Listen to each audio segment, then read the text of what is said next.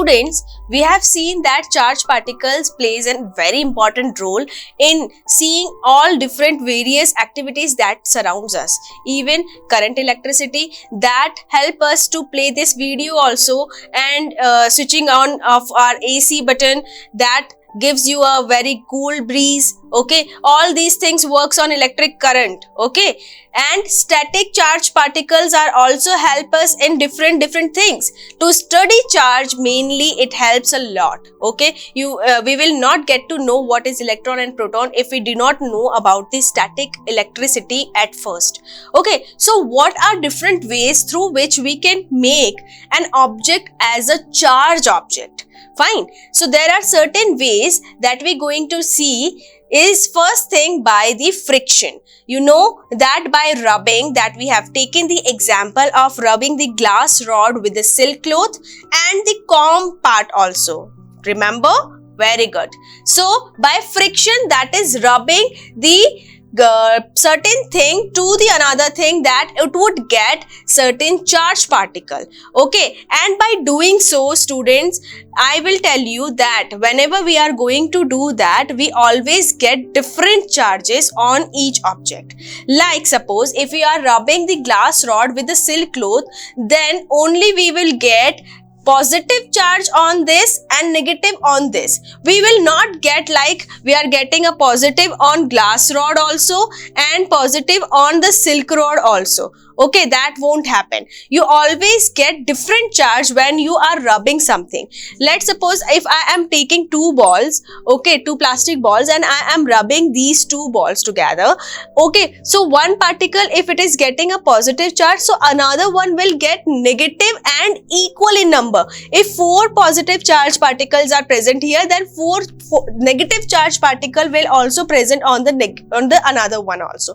Okay, so here in this case also, glass rod and silk cloth will get equal amount of charged particles, but the value, the property of the charges would be different in both cases. Another matter of charging a body is by conduction. As the name suggests, that conduction means the charging of the body by touching it to another charged body, right? Like suppose we are taking here one charged body, that is this rod is a charged particle, charged body, okay, and this, the another body is not charged, let's suppose, and if we are touching it to the body, to the charged body, then the charged particle will start moving from one body to the another body. Okay, that is actually the charging by conduction. Okay, as you have seen that whenever your mama is cooking something, you preparing something at home, see, through conduction, the heat also get transferred from one vessel to another vessel, and somehow if we are putting the spoon inside the boiling water only, then after some time that spoon will also get heat up.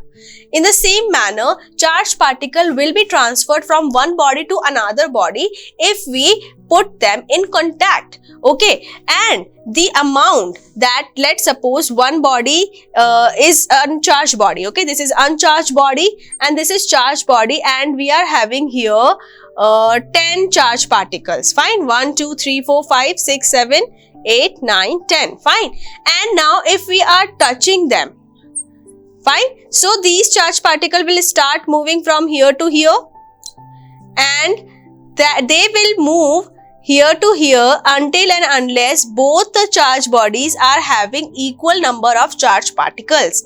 Because there are 10, so now it will have 5 and it will also have 5.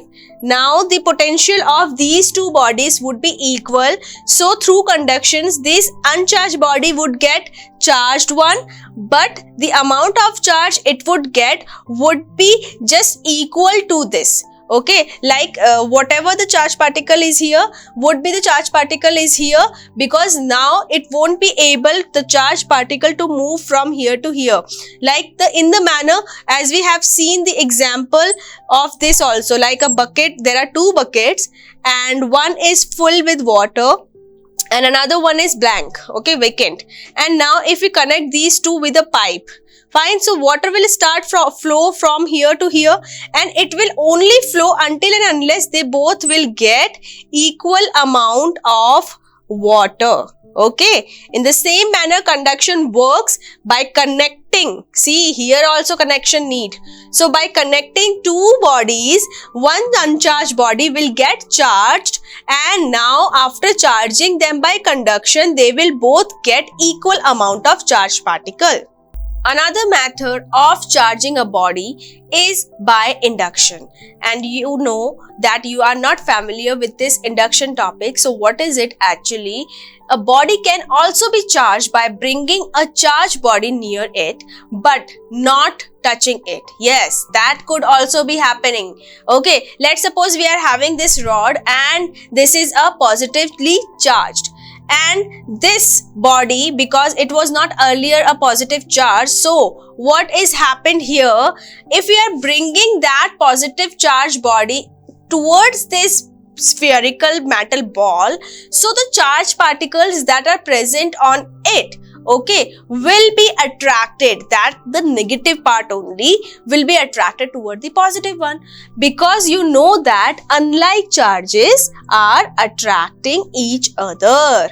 Yes, and like charges repel each other. Very good. So here we can see that the positivity on the rod is attracting the negative charge particle that is present on this sphere, and these all will come towards this side, towards the rod side. Okay, and because these positive charge particle will repel the positive charge particles that are present inside this, so all the positive charge particle will accumulate at this side of the sphere. Okay, so this is how induction will be a great effective charging method. Okay, but now your question should be like this, ma'am, now if we remove this rod from here, then they both will again communicate itself and will become neutral again. Yes, definitely that would happen. But now if we connect this part of the sphere with a wire, okay, and earth it, okay, now all these positive charge particle will shift from here to here, and till then the negative charge particles are obsessed to come here, then we will break the connection, and the only charge that is present on the sphere now the negative charge particle.